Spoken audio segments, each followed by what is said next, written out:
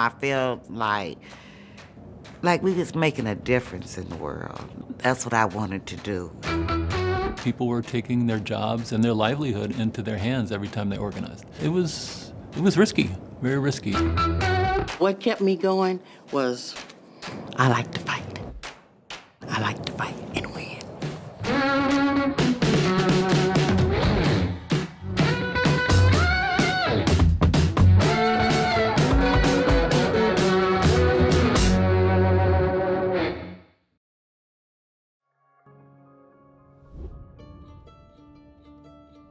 Well, historically, the work that our members perform, particularly in home care and child care, have been jobs performed by women. And home care in particular has often been performed by women of color. And the Fair Labor Standards Act, a lot of federal laws excluded those workers. This is Bernita at SEIU Healthcare, Illinois, Indiana. How may I help you? I first met Bernita on a picket line in front of Methodist Hospital in Gary, Indiana. I started work at Methodist Hospital as a nursing assistant in 1976. We didn't have a union at that time, and I and most of us felt disrespected. Schedules were changed. People talked to you any way they wanted to. And for that reason, we decided we wanted to form a union, and we did. People were just fearless, taking on the company, signing up their other co-workers, and then marching into the company's office to get the union and demand recognition. That took a lot of courage. We went on strike in 2000, 40 days and 40 nights. It was tough. We were out there in the rain.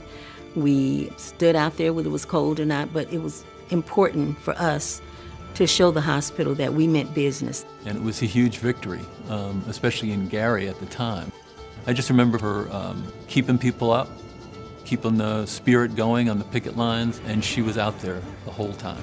We didn't get everything we wanted, and a lot of people felt it was about money, but I think the biggest part of it was dignity and respect, and we walked back in that hospital and we got that. I liked fighting for the right thing. They didn't have any respect for us. They talked to us badly, like we was children, and we was adults.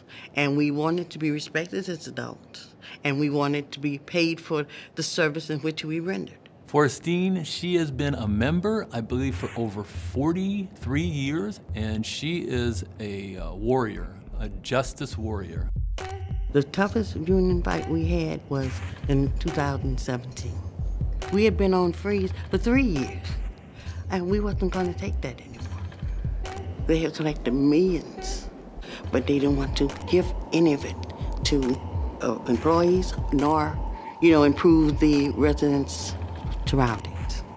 We were serious. Most of the employees, they stood up. So I think where solidarity and strategy come together is that people form solidarity first, where they make a decision together that they're going to organize, they're going to take an action, they're going to speak truth to power. How they're going to do that is the strategy. We're in an association contract, and it has 102 homes. And we had got 50 homes that were willing to all go out on the same day, almost 5,000 people.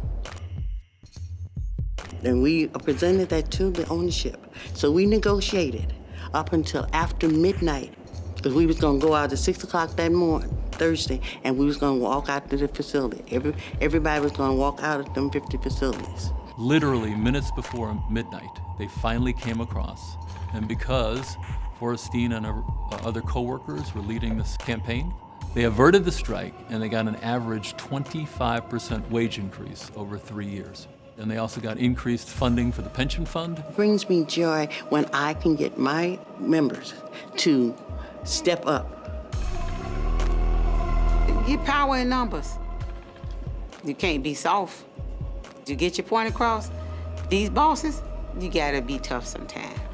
We have been threatened. If you go in the union, you're gonna be fired. You talk to them, you're gonna be fired. So I told them they can't do that. And if we all stand together, they definitely can't do it. We weren't making any money. We were making $11 a day for a baby. And then we got like $8 a day for a 2-year-old and up. Alma was one of the first child care providers to join the union. We wanted better things because we were not babysitters. We were teaching the children, working with them, taking them on trips and everything. She was always ready for action, always ready to visit her other workers, sign them up for the union, and then also turn people out for actions around the state. Sometimes we would be up half the night when we were talking with the state, trying to get them to compromise with us and give us some of the things that we were asking for. And she was a leader on that bargaining committee, and that first contract, we won a 36% rate increase over 3 years and fully paid health insurance, which is the first time most child care providers did not have any health insurance. Oh, there must be more.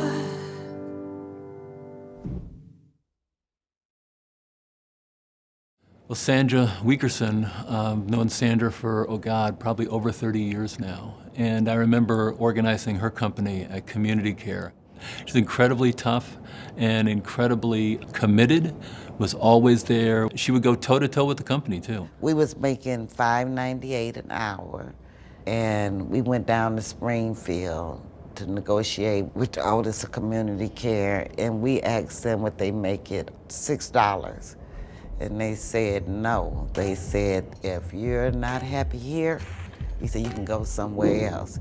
And he actually told us we wasn't worth 2 cents. And I was just like, I couldn't believe he said that.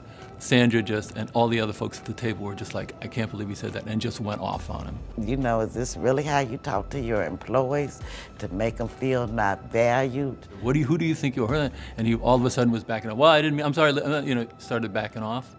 And then that sort of sparked the campaign, and after that, we just went right after the company. We asked a lawyer, was it legal for us to take our clients with us and leave our company? And they said we could take our clients. And I asked my clients, if I go to another company, would you go with me?